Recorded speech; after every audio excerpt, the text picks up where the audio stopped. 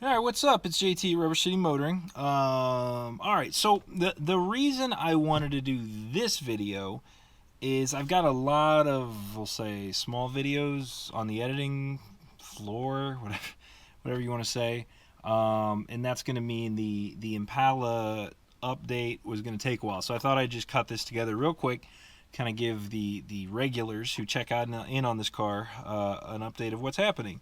So I got it back like a month ago. As you watched, if you go back a couple videos, the one with me at the drag strip and then me kind of explaining what was happening. I'll just get right to it. It went to a new tuner in Kentucky, Scats Precision Motorsports, I believe is his full name. Nick down there. I heard about him on Facebook. Somebody recommended him, and then I started to see that he was doing torque heads, which is what's done to this. And I was like, oh man, maybe I could pick his brain, ask him what's going on with the car, because it wasn't running great. If you remember back, before I put it away for the winter, it just wasn't. Changed the fuel pressure regulator to a stocker, thinking that would fix some issues, and actually made it worse. I started talking to Nick down there. He basically told me, which I think I explained this in the last video, the injectors were screwy, the tune was going to be screwy probably, so get new injectors, get it retuned. He knows what he's doing. And then again, long story short, you have to know how to work on an LT in an LS computer. So I took it down there. He showed me, which I think I can throw it on here, the graphs of the map and all that stuff, and it was like completely opposite. Now, to give the last shop that had it last summer for like a month, it was Big Three Racing up here in Cleveland. I will give them the benefit of the doubt. They spent a lot of time with it. I almost don't know if they knew exactly what they were getting into. They'd never seen a torque head. That the only reason they really touched it was because it had the torque head in the newer computer. Now, with that being said, you kind of have to know how they talk to each other with the LT. So they did, I feel like, the best they could do. They took it back multiple times. I mean, they were very, I don't want to say kind, they were accommodating. They weren't necessarily like helpful. They said I had a lean issue on the passenger side bank. Okay. And they got it to the point where it was like running pretty decent. If you look back, it was running a 13 flat in the quarter, put out 300-ish horsepower at the wheels. I guess that's okay. So when Nick got it, let me get back with it. He pretty much said, his quote was, whoever touched this car before didn't know what they were doing whatsoever. And I thought it was comical because it's like, man, you took it up. I took it up to like Big Three Racing, gave them a bunch of money to tune it, to mess with it, and then that was the result. Now, I think they do know what they're doing to a certain extent, but maybe not necessarily with this setup. So once Nick was done with it, he had it idling at 725 RPM, smooth as glass, dynoed it. It dynoed at the wheels. Now, don't laugh, don't get disappointed. 320 at the wheels. Now, with that being said, that's about 100 horsepower or so increase over stock. The reason it's so low, and this is a 383, and you're thinking, man, it should be 400 plus at the wheels. It really should, but this doesn't have a monster cam in it.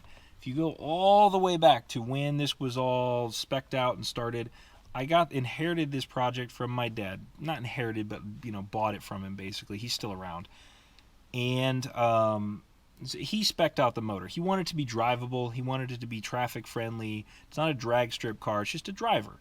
So that's why they put that, you'll say, minor-ish, if almost stock cam in this thing. Now, brought it home, drove it straight home, ran pretty darn good. Smoother, everything seemed to be good. And I still wasn't exactly impressed. And I had sitting here, based on a YouTuber's recommendation, he said, pull off the 58mm throttle body. It's screwing up your car. Put the stocker on. Well, I asked Nick about this, and he said, well, these engines like air, so leave the 58. I was having idle issues again. I was just some like weird things. It was just kind of, I don't know, just odd. So I said, screw it. I'm going to put a stocker on, just see what happens. Mind completely blown. Here's why. What I think was happening with the 58, tell me if I'm wrong, experts on this. The 58 was dumping air into this motor. Not to mention the idle problems from the 58, but also I had the drill mod on my 58 to get the IEC numbers down. I think it was just too much air. I put the stocker on. Oh my gosh, it totally cleaned up the idle more. Throttle response, it felt like I picked up 50 horsepower, and I'm not exaggerating that at all. Like, I mean, the power increase was exponentially better, to the point I was like, I don't even care that I spent $500 on a throttle body, the 58. This stocker it runs magically better. I asked Nick, hey, is this okay with the tune? I'm not going to screw any air fuel ratios up. I'm not going to screw up my transmission. He said everything's fine. So I have the stocker on there now. I have a 58 gonna be for sale because I really don't want it. It's a TPIS billet if you've seen it on my other videos. But either way, it's running pretty darn good. I don't have driving video for you right now because I would start it now, but my daughter's asleep above me. But the other thing that happened when it was getting tuned, the AC line is really close to those headers, probably too close, obviously, because it just blew up. It melted the line. So, and I had it bent out of the way pretty good, heat shielded, but I don't think good enough. So what's happening now is it's parked for, I'll say, a week, because right now it's like, you can see I'm sweating in here. It's like 90 degrees out today. I have no air. I have my stock power steering pump coming on a rebuild from Lee Power Steering out in California. The rebuilt one that's on here now, it's a Delco rebuild. It's just whiny and makes too much noise. So I'm going to put the original unit after it's rebuilt on there. So I'll do that. I should have access to the AC lines with that out of there. I'm going to change that. And then I also have two front brakes to do. So just a few little housekeeping things, but mostly parking it because of the AC. So that's the latest. Sorry for rambling. I know, it's not the most exciting video sitting here in the garage talking to the camera, but that's what's happening. I've been driving it for like a month now. Gas mileage is up a tick, maybe like averaging 14-ish, if you care. I really don't, because it is what it is. But this car is an absolute riot to drive now. It is like, I don't know how to describe it. It's got some little quirky things, like on like a low idle, which I'll explain a little bit more in the next video and give you example, like, actually show you examples. Maybe you can tell me what to do. But man, when it's running and it's just, you're cruising down the highway, it downshifts so quick. It just punches so hard now. It feels like right around, 400 plus horsepower at the crank, which is exactly what this motor was built for. So, all right, I'm out of breath. That's a lot of talking. Follow along for more. I'll kind of give some quick updates as this is going, kind of show you my AC lines on this, how they melted, show you the power steering pump when it comes back, all that stuff. But rubbercitymotoring.com if you want to check out the website. If you want to subscribe, please do so.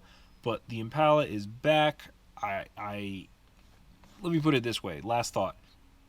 Driving it the past month when it's been running well has taken all the unhappiness over the past couple years of screwing with it, running out of time, dealing with issues, and I was actually like loving driving this car again. It made me like happy again to be driving like just a fun, reliable so far car. It's been a blast, and I'm so glad it's back and it's working in a good fashion.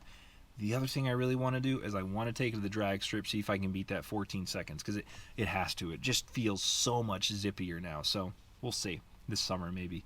All right, that's it. rubbercitymotoring.com. See you later. Thanks for watching. I'm out of here.